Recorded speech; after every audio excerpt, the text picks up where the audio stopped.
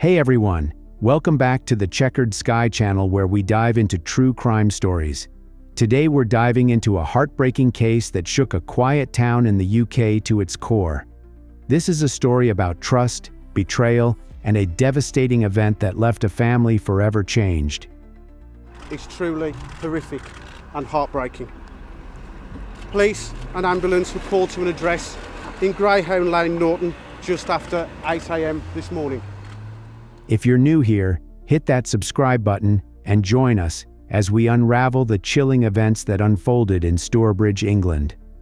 Let's get started. It was a crisp March morning in 2017, the kind where the air feels fresh and the world seems peaceful. Greyhound Lane, a leafy suburban street in Stourbridge, was waking up. Neighbors were starting their day, walking dogs, sipping coffee, heading to work. The Wilkinsons, a well-liked family, lived in a large, beautifully restored red brick home. Tracy Wilkinson, 50, was known for her warm smile and generous heart. She was a former ballroom dancing champion, a volunteer who loved helping others, and a devoted mother. Her husband, Peter, a successful businessman, was out that morning, taking their greyhound Mandy for a walk. The dog smelled a foreign odor, but at that moment, Peter paid no attention to Mandy's behavior. Their daughter, Lydia, was away at Bristol University, studying for her future. And their teenage son, Pierce, was still at home, likely getting ready for school at Redhill. But around 8 AM, that peaceful morning was shattered. Emergency services flooded Greyhound Lane, sirens piercing the calm.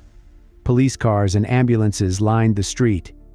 Something unthinkable had happened at the Wilkinson home.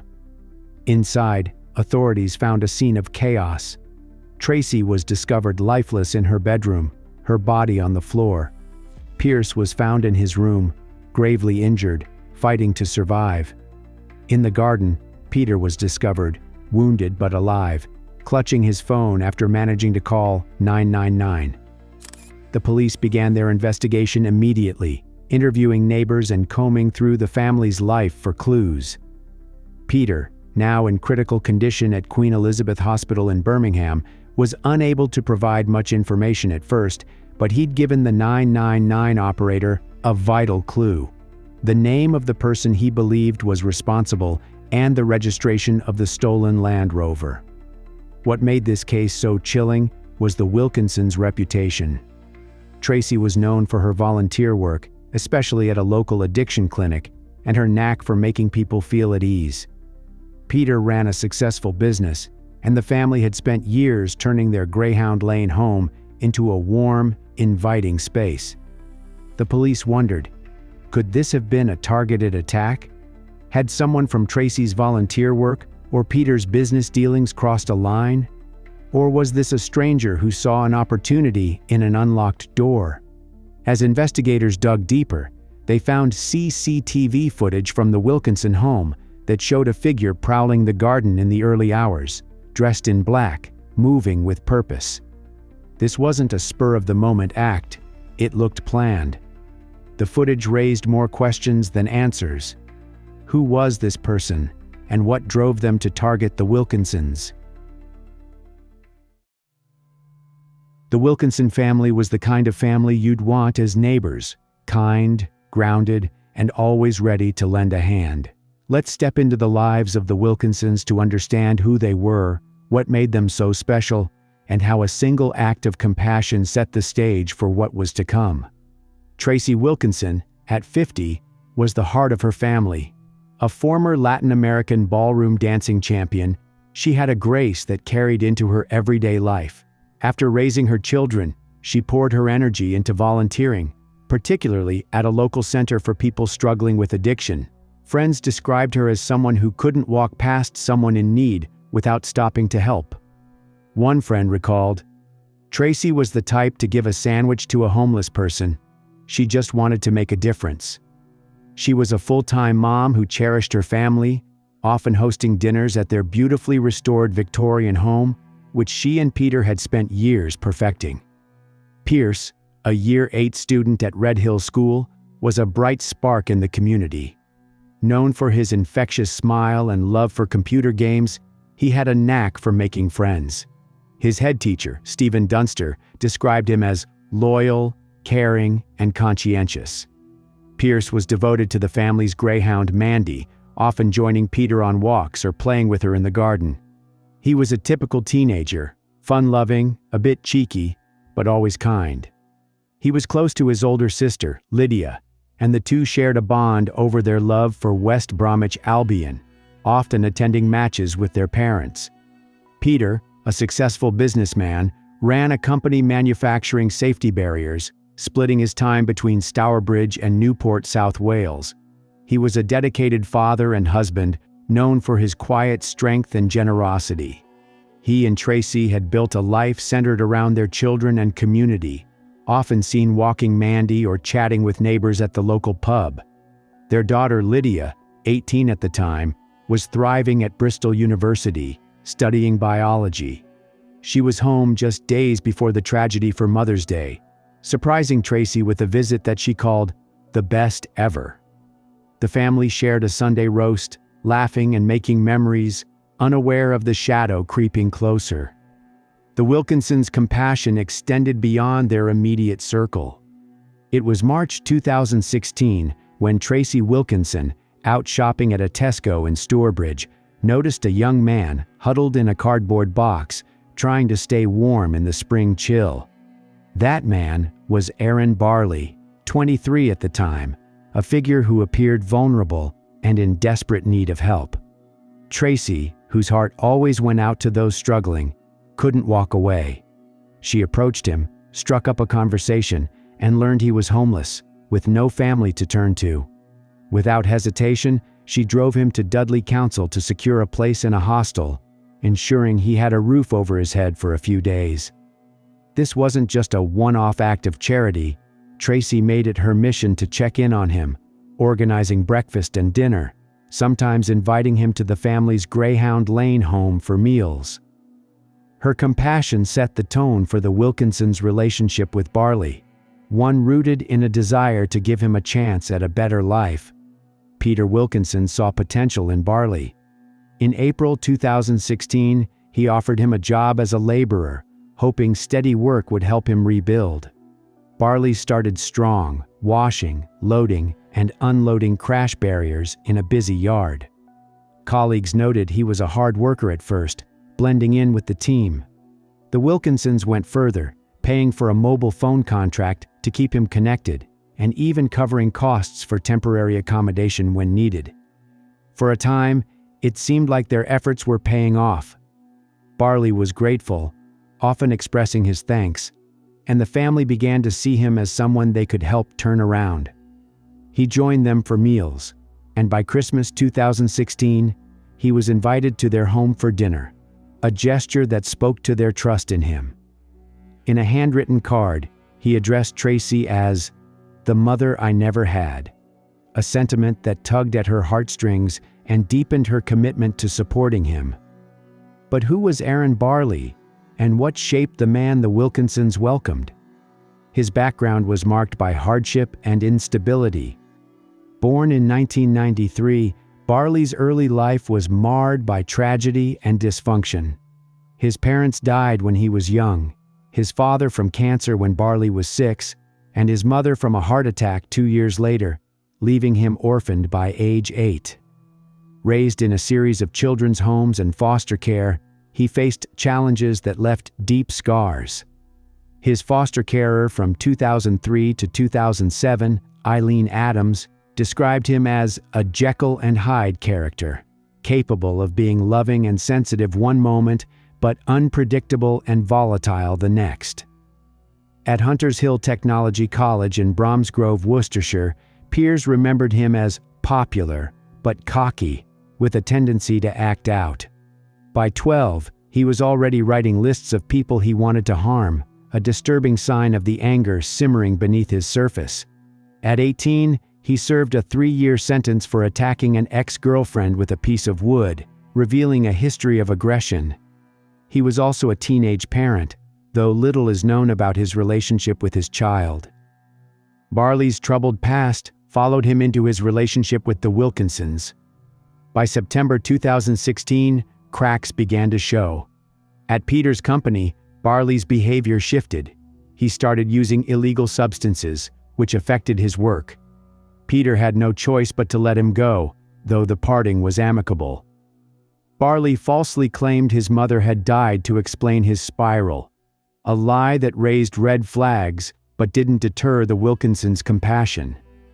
In late October or early November, Peter found Barley asleep on their driveway, covered in bruises, possibly from a fight.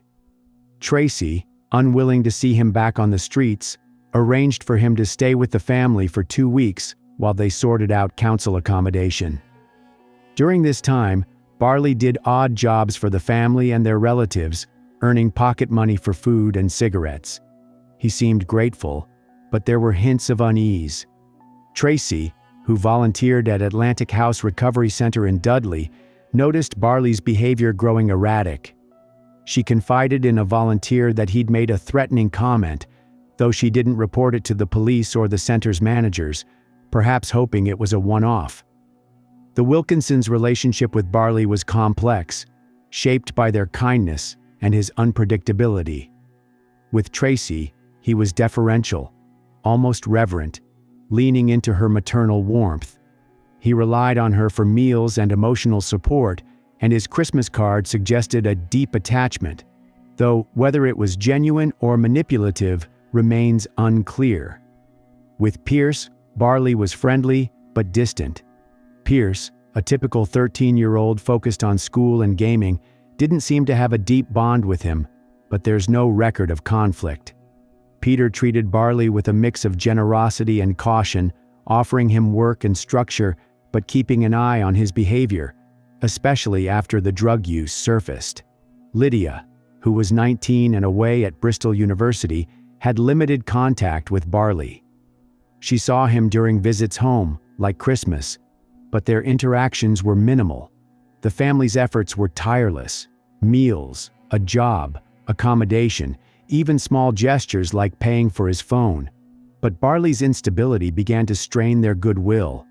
By February 2017, the relationship was fraying. Barley's visits to the Wilkinson home became less frequent, and he was living in a flat in Brierley Hill, near Stourbridge. His behavior grew more concerning.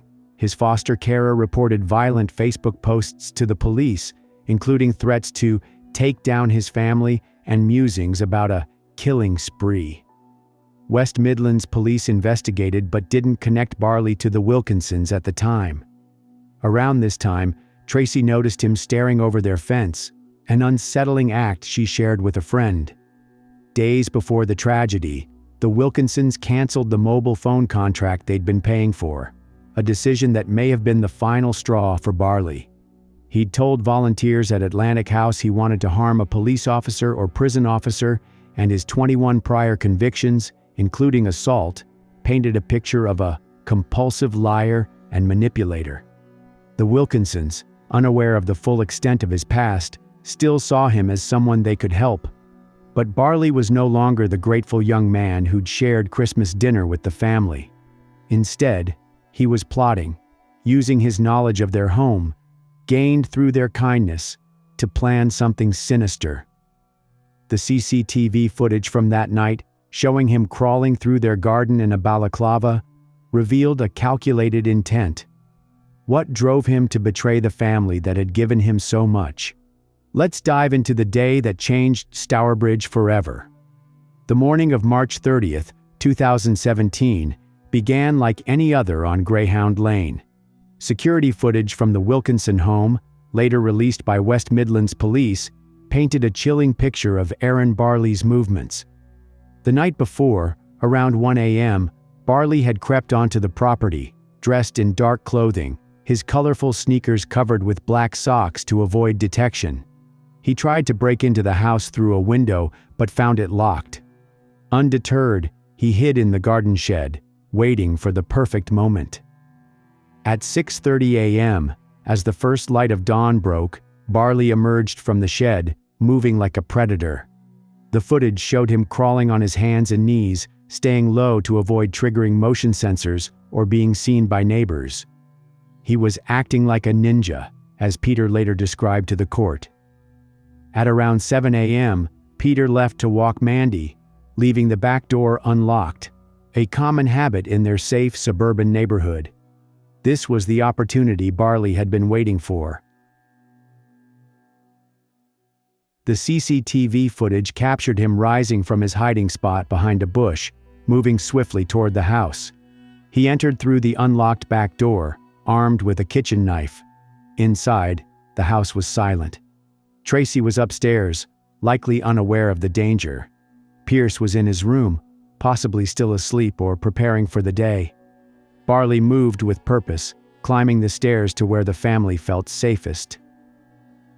Around 7:30 a.m., Barley's plan unfolded with terrifying speed. He targeted Tracy first, attacking her in her bed. Pierce was next, in his own room, caught off guard. By the time Peter returned from walking Mandy, around 8 a.m., the house was no longer a home, but a crime scene. As he stepped into the garden, Barley was waiting, emerging with the same knife. Peter later told the Sun, "I returned home from walking the dog when Barley burst from a cupboard screaming, 'Just die.'" The attack was relentless, leaving Peter with severe injuries. Bleeding heavily, he collapsed in the garden, but his survival instinct kicked in. With fading strength, he managed to pull out his phone and dial 999, gasping out critical details: Barley's name and the registration of the family's Land Rover Discovery, which Barley had just stolen. Moments later, he blacked out, unaware if he'd survive. Meanwhile, Barley was fleeing in the stolen Land Rover, captured on dashcam footage weaving through traffic, driving on pavements, and cutting off cars. West Midlands police were already in pursuit, alerted by Peter's call. The chase ended when Barley, unable to control the vehicle, crashed into a wall near Dudley, leaving the knife inside. Officers swarmed the scene, apprehending him after a brief attempt to flee on foot. But why had he done this? Why did he betray the family that gave him so much? He was taken to a Birmingham police station, where the gravity of his actions began to unfold. Peter underwent life-saving surgery and spent 11 days in hospital, learning of Tracy and Pierce's deaths only after waking from a coma. Lydia, who rushed from Bristol University to identify her mother and brother at the mortuary, faced the prospect of planning a triple funeral alone, fearing her father wouldn't survive. The community left flowers and heartfelt notes outside the Wilkinson home, one reading, "To my mate Tracy, only the good die young. I can't believe your act of kindness ended this way." In custody, Barley's behavior was erratic and defiant. West Midlands police attempted to interview him, but he was largely uncooperative, refusing to provide samples for forensic analysis or a blood test to determine if drugs or alcohol played a role. Hours after his arrest, Barley's demeanor turned chillingly cavalier. He told a police officer, "I've stabbed 3 people up. I ain't bothered about taking one of you with me." A statement that revealed a lack of remorse. Later, at Winson Green Jail, he spoke to the deputy duty director, Michael Hazelgrove, saying, "I am pleased that I got 2, but I am upset that I didn't get him," referring to Peter Wilkinson. When asked to clarify, Barley added, "Well, there was 3 in the house, and 2 didn't walk out." These cold admissions painted a picture of a man who felt no regret for his actions. Barley's statements in custody were sparse but revealing. At one point, he reportedly said, "I had the knife in my hand. I chopped them up. I don't need a solicitor. I've done it. What's more to say?" This blunt confession confirmed his involvement, but offered no insight into why he targeted the Wilkinsons. His refusal to cooperate left police piecing together his mindset from other clues. Detective Chisholm emphasized, "He still has not assisted us to gain a clear understanding of what motivated him or what the reasons were behind this horrific attack." There is usually a buildup or a motive or a grudge of something, but this one is just very random. On April 1st, 2017, Barley appeared at Birmingham Magistrates Court, charged with 2 counts of murder for the deaths of Tracy Wilkinson, 50, and her son Pierce, as well as 1 count of attempted murder of Peter Wilkinson. Wearing a green hospital-style gown and with his arm in a sling, he confirmed his name and lack of fixed address, hobbling as he left the courtroom. The charges reflected the brutality of the attack. Tracy was stabbed 17 times, Pierce 8 times, and Peter 6 times, though the court avoided graphic details to respect the family. The absence of a clear motive baffled both the police and the Wilkinsons. Peter, reflecting on the tragedy, offered his own theory to Sky News. "My personal feeling is that he'd lost his job. He lost his flat. And he decided that because his life was going bad ways, he was going to take it out on the people that had cared and looked after him." This theory was supported by events leading up to the attack: Barley's dismissal from Peter's company due to drug use, the loss of his flat in Brierley Hill, and the Wilkinsons' decision to cancel his mobile phone contract days before the attack. Barley's lack of explanation only deepened the family's pain, leaving them to grapple with a senseless act. The police, too, were left with more questions than answers, but the evidence, CCTV, the knife, Peter's 999 call, and Barley's own admissions, was overwhelming. What lay ahead was the sentencing, where the court would decide how to punish a man who had betrayed a family's trust in the most devastating way. The legal process moved swiftly after Barley's arrest. By October 3, 2017, what was meant to be the first day of his trial at Birmingham Crown Court took an unexpected turn. Barley, then 24, appeared in a blue t-shirt and spoke quietly as he entered guilty pleas to all charges.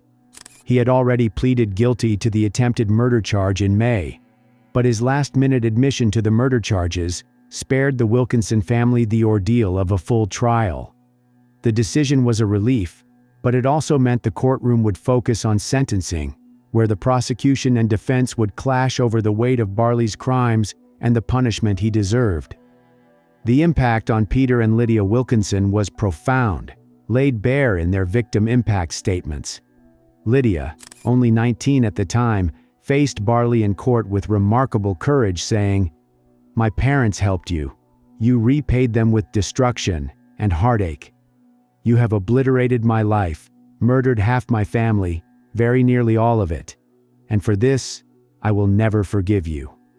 She described being haunted to my core, a shell of her former self, plagued by anxiety attacks and unable to be alone.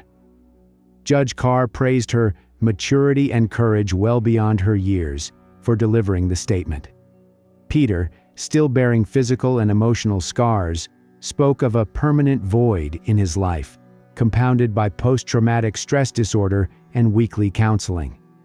The prosecution, led by Kareem Khalil, painted a damning picture of Barley's actions.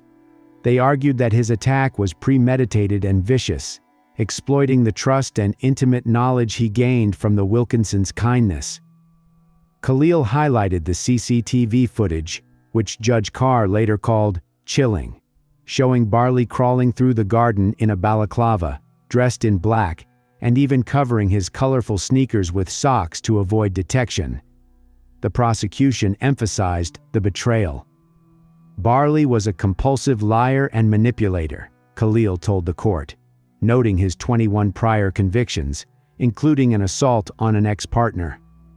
They pointed to his planning, hiding in the garden shed overnight after failing to break in at 1 a.m., and his lack of remorse, evidenced by his callous statements in custody, like telling an officer, "I've stabbed 3 people up.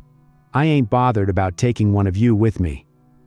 The prosecution argued that Barley's attack was not just a crime, but a profound violation of the family's compassion, noting that less than a week before, the Wilkinsons had canceled a mobile phone contract they paid for, possibly triggering his resentment. They pushed for a severe sentence, reflecting the violent and sustained assault involving severe force.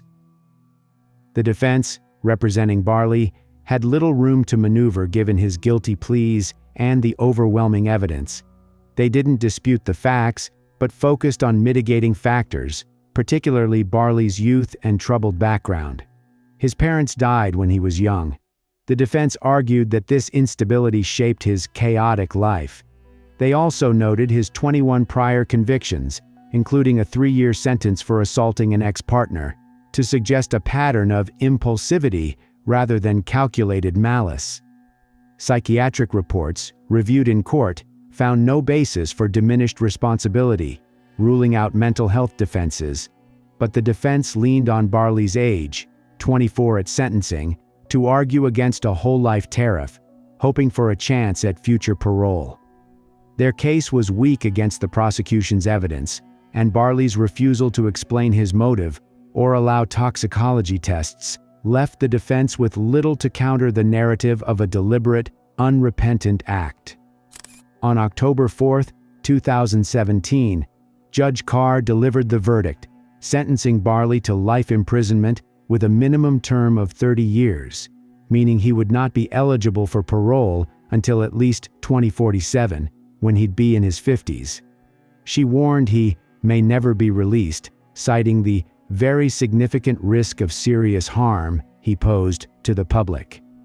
The judge rejected a whole-life tariff principally because of your youth, but condemned Barley's actions as a vicious and unprovoked attack that abused the Wilkinsons' extraordinary kindness and generosity.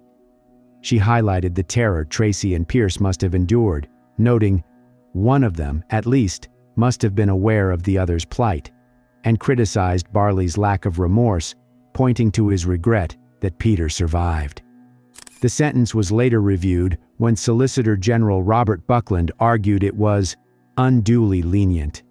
He will now serve a minimum of 34 years and 178 days. The latest updates show the Wilkinsons struggle to move forward. By February 2018, Peter and Lydia put their Greyhound Lane home, Rathmore Lodge, on the market for £650,000, unable to live with the memories of that March morning. This case leaves us with a haunting question. How does a family's kindness become their undoing? The Wilkinsons' story is a stark reminder that trust, while beautiful, can carry unseen risks. What do you think drove Aaron Barley to such a betrayal? Share your thoughts in the comments, and let's keep this conversation going. If this story moved you, hit that subscribe button, tap the bell for notifications, and join the Checkered Sky community for more true crime stories that dig deep into the human heart. Thank you for watching, and until next time, stay curious and stay safe.